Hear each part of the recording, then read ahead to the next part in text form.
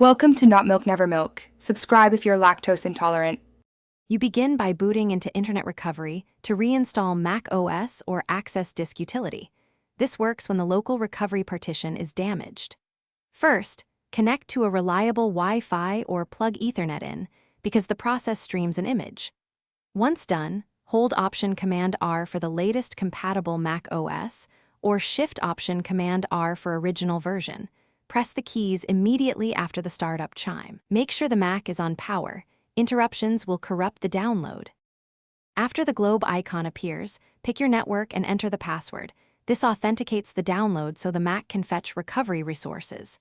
If prompted, sign in with your Apple ID. This validates firmware tools. Once the recovery image loads, the Mac OS Utilities window opens. Use Disk Utility to repair or erase the target drive if you plan a clean install. Otherwise, choose Reinstall Mac OS. Be patient. Downloads depend on connection speed, and retries may be necessary. You now initiate Reinstall Mac OS and select the appropriate internal drive. Read the prompts, because choosing the wrong volume erases data.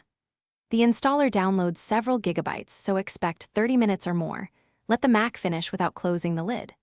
Once installation completes, follow Setup Assistant steps. If the process errors or stalls, try switching to a wired Ethernet connection, rebooting and retrying Internet Recovery, or creating a USB bootable installer on another Mac.